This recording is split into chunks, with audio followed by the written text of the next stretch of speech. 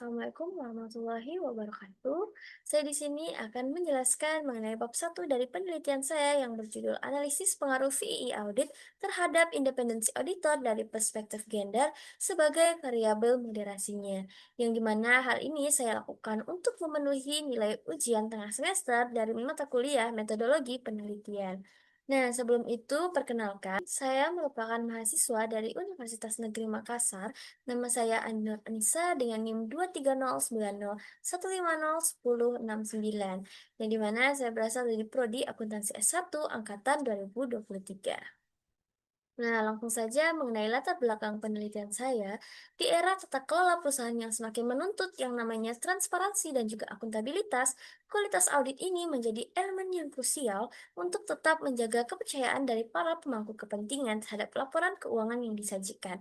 Salah satu isu yang terus mendapat perhatian itu hubungan antara VII audit, yang dimana hal ini menyangkut permasalahan imbal jasa audit dan juga independensi seorang auditor karena tekanan ekonomi atau adanya hubungan komersial yang berpotensi untuk menggerus objektivitas dari sang auditor dan juga menurunkan kualitas audit. Secara independensi auditor itu baik dalam fakta maupun penampilan merupakan dasar dari kredibilitasnya suatu laporan keuangan.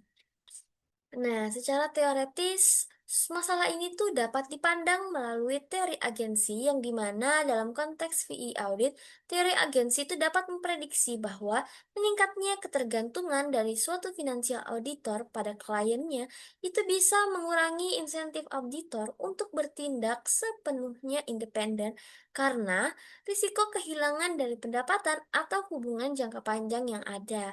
Sehingga literatur review modern ini juga menunjukkan bahwa faktor-faktor seperti ukuran KAP, tenure, dan jenis layanan non-audit harus dapat mempengaruhi dinamika independensi yang dapat dijelaskan dalam kerangka agensi.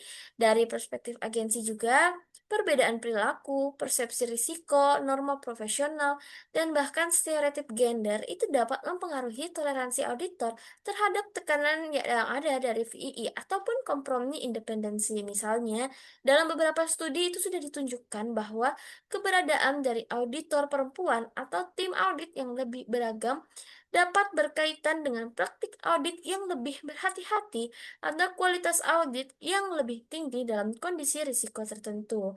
Oleh karena itu, risiko ini layak untuk diuji sebagai variabel moderasi yang menentukan apakah efek dari VII audit terhadap independensi bisa memperkuat, melemah, atau dapat merubah sifatnya yang dimana hal ini dapat tergantung dari gender auditor.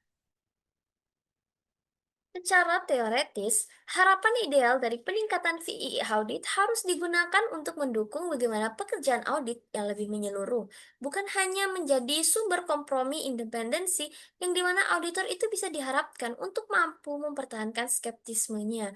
Profesional, meskipun ada beberapa tekanan komersial, namun bukti empiris menunjukkan bahwa terdapat hasil yang campuran dari beberapa studi yang dimana terdapat beberapa studi yang menghasilkan hubungan negatif antara kepentingan VII dan juga independensi, sementara yang lain itu malah menunjukkan efek yang netral atau kondisional yang tergantung pada bagaimana konteks industrinya.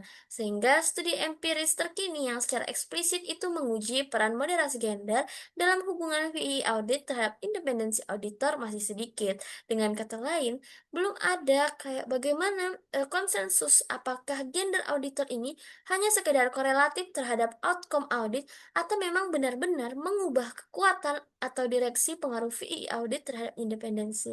Sehingga gap ini tuh bisa menjadi masalah utama karena tanpa pemahaman moderasi tersebut, rekomendasi kebijakan berisiko kurang tepat sasaran. Sehingga gap penelitian saya ada tiga. Yang pertama, belum ada konsensus pengaruh VI audit terhadap independensi auditor. Yang kedua, bagaimana peran gender dalam hubungan ini itu masih minim untuk diuji.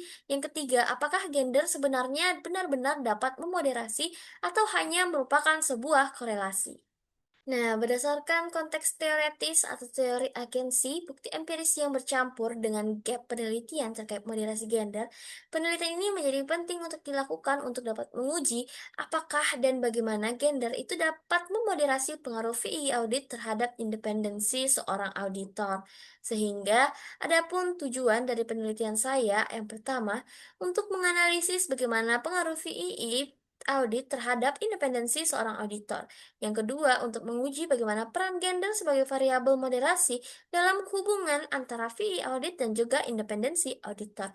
Dan yang ketiga, untuk mengidentifikasi apakah perbedaan gender auditor ini dapat memperkuat, memperlemah, atau malah tidak mempengaruhi hubungan yang ada antara VI audit dengan independensi sang auditor. Nah, selanjutnya mengenai manfaat penelitian saya ada dua, yang dimana yang pertama secara teoretis. Manfaat teoretisnya memiliki atau memberikan kontribusi pada bagaimana pengembangan literatur yang ada mengenai audit, khususnya dengan cara mengaitkan teori agensi dengan aspek gender dalam pengaruh VII audit terhadap independensi seorang auditor. Yang kedua, untuk menambah bagaimana pemahaman akademis tentang perannya faktor keperilakuan seperti gender dalam menjelaskan dinamika independensi seorang auditor.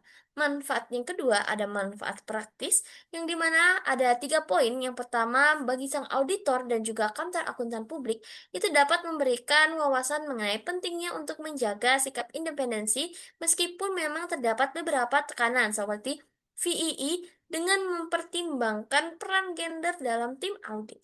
Yang kedua, bagi regulator dan juga pembuat kebijakan, hal ini menjadi masukan untuk menyusun bagaimana regulasi yang ada terkait pengungkapan VII audit, mekanisme rotasi auditor, serta kebijakan diversitas gender dalam praktik audit.